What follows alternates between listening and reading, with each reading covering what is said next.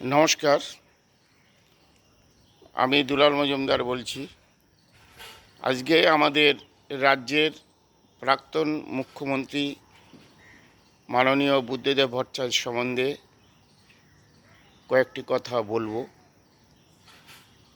বিষয় হচ্ছে, উনি প্রেসিডেন্সি কলেজের ছাত্র ছিলেন, প্রেসিডেন্সি কলেজে পড়াশুনো করেছেন। তখন উনি ছাত্র রাজনীতির সঙ্গে যুক্ত ছিলেন, কিন্তু তারপরেই যুব রাজনীতির সঙ্গে উনি যুক্ত হন, যুব ফেডারেশনের সঙ্গে। যুব ফেডারেশন 1980 সালে সর্বভারতীয় DYFI তৈরি হয়, সর্বভারতীয় যুব সংগঠন তৈরি হয়। তার আগে যে পশ্চিমবঙ্গের মধ্যেই বা বিভিন্ন রাজ্যে এইভাবে যুব সংগঠন গড়ে উঠেছিল। যুব ফেডারেশনের প্রথম যে সম্পাদক, প্রতিষ্ঠাতা সম্পাদক হচ্ছে কমরেড বুদ্ধদেব ভট্টাচার্য।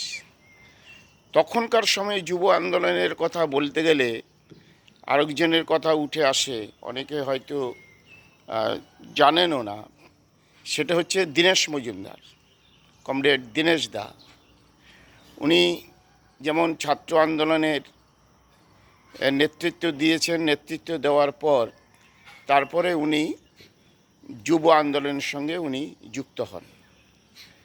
এবং তখন আমাদের রাজ্যে যখন যুব কমিটি তৈরি হয়, তখন উনি প্রেসিডেন্ট হন, দীনেশ দা প্রেসিডেন্ট হন, আর সম্পাদক হন বুদ্ধদেব ভট্টাচার্য। যুব আন্দোলন তো এভাবে নেতৃত্ব দিলেন। তারপরে 1980 সালে হচ্ছে সর্বভারতীয় DYFI, সর্বভারতীয় ক্ষেত্রে যুব ফেডারেশন তৈরি হয়। সেখানে তারপরে কমরেড হান্নান মোল্লা প্রথম সর্বভারতীয় সম্পাদক হন। এখন বিষয় হচ্ছে, যুব ফেডারেশন একটা বয়স পর্যন্ত করলেন সবাই, হয় 40 বছর পর্যন্ত। তারপরেই বিভিন্ন সংগঠন বা ইয়েতে যুক্ত হন, মূল পার্টিতে চলে আসেন। তারপরে আজকে এই যে বুদ্ধদেব ভট্টাচার্য সম্বন্ধে বলছি, তারপরে উনি বিধানসভা নির্বাচনেও ক্যান্ডিডেট হন। প্রথমবার একবার বিধানসভা নির্বাচনে দাঁড়িয়ে উনি হেরেও যান। তারপরে উনি যাদবপুর থেকে, তারপরে ওনাকে বামফ্রন্ট যাদবপুর থেকে ক্যান্ডিডেট করেন। যাদবপুর থেকে জয়ী হন। যাদবপুর থেকে জয়ী হওয়ার পর ওনাকে তো বামফ্রন্ট মন্ত্রিসভায় নিয়ে উনি তথ্য সাংস্কৃতিক মন্ত্রী করেন। অর্থাৎ সাংস্কৃতিক বিষয় নিয়ে দেখাশোনা করবার জন্য বা ওনার জন্য ওনাকে মন্ত্রী করেন। মন্ত্রী করে উনি তার সঙ্গে যোগ্যতার সঙ্গে নেতৃত্ব দেন।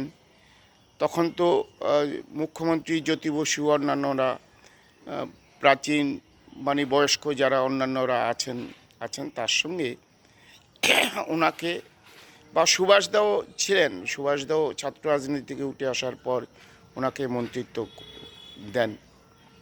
করেন। আজকাল একটা কথা আছে না, কথা বলে না, বিশেষ করে বড় বড় মিডিয়াগুলো প্রচার করে, বা কিছুদিন আগেও করতো, ইয়াংদেরকে নিয়ে আসতে হবে, ইয়াংদেরকে নিয়ে আসতে হবে।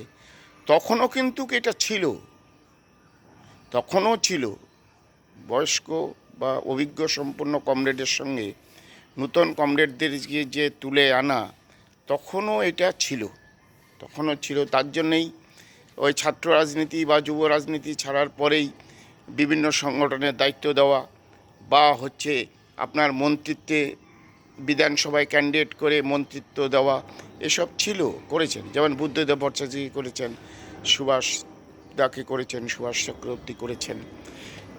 তারপরে তো ছাত্র যুব আন্দোলনের ক্ষেত্রে সবচেয়ে একটা দুর্ভাগ্য, কি বলবো, দুর্ভাগ্য বলুন বা ক্ষতি হলো, দীনেশ দা মারা গেলেন। দীনেশ মজুমদার মারা গেলেন। উনি তো বললাম যাদবপুর থেকেও দাঁড়াতেন, তারপর উনি মারা গেলেন। তার আগেও বলেছি, দীনেশ দা মারা যাওয়ার পরেই তারপরে ওইখানে বুদ্ধদেব ভট্টাচার্যকে ক্যান্ডিডেট করলেন। তারপরে যখন আপনারা দেখেছেন জ্যোতিবাবুর একটু বয়স হলো বা বয়সের ব্যাপার, উনি নিজেও বলছিলেন আমি মুখ্যমন্ত্রীতে ছেড়ে দেবো, আমি আর পারছি না।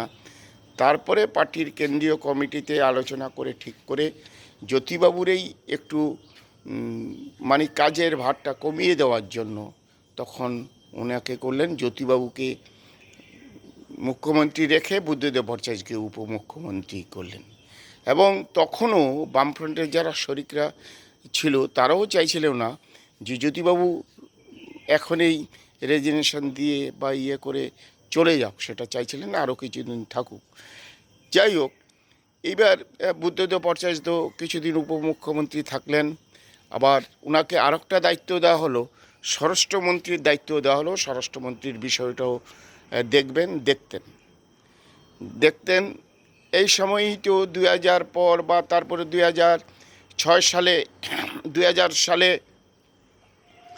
সেই সময় যে বুদ্ধদেব জ্যোতি বসু মুখ্যমন্ত্রী তো ছেড়ে দিলেন, রেজিগনেশন দিলেন, ছেড়ে দিলেন। তারপরেই হচ্ছে 2000 সালে বুদ্ধদেব ভট্টাচার্য মুখ্যমন্ত্রী হলেন। ওনার নেতৃত্বে 2001 সালে হচ্ছে বিধানসভার নির্বাচন হলো। তখন 199টা আসন বামফ্রন্ট পেল এবং ওইভাবেই চললো। তারপরে 2006 সালে তো আপনারা দেখেছেন, তখন প্রায় 235টা আসন বামফ্রন্ট পেল। এখন তারপরে 2006 সাল থেকে 8-9 সাল থেকেই পরিস্থিতি অন্যদিকে চলে যাওয়া শুরু করলো। এর মধ্যে হচ্ছে আমাদের রাজ্যের যে শিল্পায়ন করবার মানে শিল্প করবার চেষ্টা শুরু হলো। কারণ একটা রাজ্যের বামপন্থী সরকারের সুবিধা হলো যে উদার অর্থনীতি চালু হওয়ার ফলে কেন্দ্রীয় সরকার নিয়ম করলো এখন আর 25 কোটি টাকার শিল্প করতে গিয়ে কোনো কেন্দ্রের অনুমতি লাগবে না। এবং আমাদের রাজ্যের মানুষের ক্রয় ক্ষমতা বেড়ে গেল। ক্রয় ক্ষমতা কেন বাড়লো? ভূমি সংস্কারের ফলে ক্রয় ক্ষমতা বাড়ল। তখনকার সময়েই রাজ্যে প্রায় 18,000 কোটি টাকা ট্রানজ্যাকশান হতো, আদান প্রদান হতো। ফলে মানুষের হাতে পয়সা আসলো, বিক্রি বাট্টা বাড়লো। ফলে হচ্ছে শিল্প করতে হবে এবং কৃষকদের উপরকে বাঁচানোর জন্যেই, যে কৃষিজাত দ্রব্য বিক্রি করবার জন্যেই হচ্ছে শিল্প করতে হবে। তখন বামফ্রন্টের মূল নীতি হলো কৃষির উপর ভিত্তি করে হচ্ছে শিল্প হবে। সেই জন্য বাইরের থেকে শিল্পপতিরা করছেন। শিল্পপতিরা তো এখানে শিল্প করতে এসেছিলেন নিজেদের স্বার্থে, সবার স্বার্থেই আসছিলেন। মানুষেরও স্বার্থ আছে এবং এখানে শিল্প হবে, বেকার যুবক যুবতীদের চাকরি হবে, কত কাজ সরকারি জায়গায় হবে। ফলে এই যে 6 সালে ভালো রেজাল্ট হলো, 7 সাল 8 সালের পরেই 8 সালে যে পঞ্চায়েত নির্বাচন হলো, পঞ্চায়েত নির্বাচনে বামফ্রন্টের খুব একটা ভালো ফলাফল হয়নি, আশানুরূপ ফলাফল হয়নি। বিশেষ করে 2টো জেলা পরিষদে তৃণমূল সংখ্যাগরিষ্ঠতা পেয়ে গেল। তখনই চিত্রটা আস্তে আস্তে পরিবর্তন হতে লাগলো, বামপন্থীদের প্রভাব কমতে লাগলো, তৃণমূলের শক্তি বাড়তে লাগলো। এবং তখন থেকেই প্রশাসনের একটা অংশ বামপন্থীদের কথা সঠিকভাবে শুনতেন না বা করতেন না, প্রশাসনও বুঝে গেছিল। এই অবস্থায় এই আন্দোলন যখন চলছে, 9 সালের লোকসভা নির্বাচন খুব ভালো হলো না বামফ্রন্টের, তৃণমূল কংগ্রেস ভালো রেজাল্ট করলো। এখন বিষয়টা হচ্ছে এই সময় দাঁড়িয়েই বুদ্ধদেব ভট্টাচার্যের বিরুদ্ধে আজকে কিছু মিডিয়া অনেক রকম কথা বলেন, বুদ্ধদেব ভট্টাচার্যের প্রশংসা করেন, বলুন, কিন্তু তখন তাদের ভূমিকাও ভালো ছিল না। তার মধ্যেই সিঙ্গুর নন্দীগ্রাম নিয়ে আন্দোলন চালু হলো। অর্থাৎ একসময় বামফ্রন্ট সরকারের বিরুদ্ধে আন্দোলন ছিল যে রাজ্যে কোনো শিল্পায়ন হচ্ছে না। কিন্তু পরে যখন শিল্প করতে লাগলো, শিল্পপতিরা আসছে, বেকার যুবকদের চাকরির জন্য শিল্প করতে লাগছে, তখনই আবার শিল্প করতে দেব না, শিল্প হবে না, তার বিরুদ্ধে আন্দোলন শুরু হলো। দেখবেন শিল্পায়ন হচ্ছে না একটা বিষয়, আর শিল্প করতে গিয়ে, ইন্ডাস্ট্রি করতে গিয়ে একটা সরকারের পরিবর্তন হয়ে গেল, তাই না? সরকারের পরিবর্তন হলো 11 সালে, যে সরকারের পরিবর্তন হলো সেটা তো সিঙ্গুর নন্দীগ্রাম নিয়ে কী জন্য? ওখানে কি পার্টি অফিস করতে চাইছিল সিপিআইএম? সিঙ্গুরে নন্দীগ্রামে কি পার্টি অফিস করতে চাইছিল? না, ওইখানে হচ্ছে শিল্প করতে চাইছিল বেকার যুবকদের জন্য। তা আন্দোলন করলেন। তখন তো সবাই ছিল, বামফ্রন্ট বিরোধী সবাই ছিল, আমি নাম বলতে চাইছি না, সব রাজনৈতিক দল ছিল, তৃণমূলের পক্ষে কাজ করেছেন। কারা কারা সিঙ্গুরে অবস্থানে ছিলেন, নন্দীগ্রাম আন্দোলন ছিলেন, সেই ইতিহাস মানুষ জানে, মানুষকে শুধু একটু স্মরণ করিয়ে দিতে হবে। এখন যাই হোক, যে বুদ্ধদেব ভট্টাচার্য নিয়েই আলোচনা করছিলাম, ওনাকে নিয়ে আলোচনা করতে গিয়ে অনেক কথা চলে এসে, তখন বিভিন্ন জায়গায় আমরা যখন রাস্তায় হাঁটতাম, দেখতাম, রাস্তায় দেখতাম ওনার ছবি দিয়ে বলা হচ্ছিল ছি ওনার হাতে রক্ত। অর্থাৎ এই যে নন্দীগ্রামে যে গুলি চাললো, এটা নিয়ে তো সিবিআই তদন্ত কমিশনও হয়েছে। ওরা চেষ্টা করেছিল যে বুদ্ধদেব ভট্টাচার্য অর্ডার দিয়েছে নন্দীগ্রামে গুলির জন্য, কোনো মুখ্যমন্ত্রী ওইভাবে কি অর্ডার দেয়? কিন্তু সিবিআই যে রিপোর্ট দিয়েছে তাতে সেরকম কিছু দেয়নি, এবং সিবিআই রিপোর্ট দিয়ে তখন যে সমস্ত পুলিশ অফিসারদের সম্বন্ধে জানতে চাইলো, রিপোর্ট চাইলো, সেটাও পরবর্তীকালে যে সরকার আসলো, তৃণমূল গভর্নমেন্ট আসলো, সেসব তথ্য দিয়ে সিবিআইকে সহযোগিতা করেনি, এবং সিবিআইর যে রিপোর্ট, তদন্ত রিপোর্ট, সেটাও পেশ করলো না। কিন্তু তখন বুদ্ধদেব ভট্টাচার্যকে কালিমালিপ্ত করেছে, বামফ্রন্ট সরকারকে কালিমালিপ্ত করেছে, কিন্তু বামফ্রন্ট তখন ঐক্যবদ্ধ ছিল। বামফ্রন্ট তখন ঐক্যবদ্ধ থেকেই হচ্ছে বুদ্ধদেব ভট্টাচার্য বা বামফ্রন্টের পক্ষে ছিলেন, সরকারের পক্ষে ছিলেন।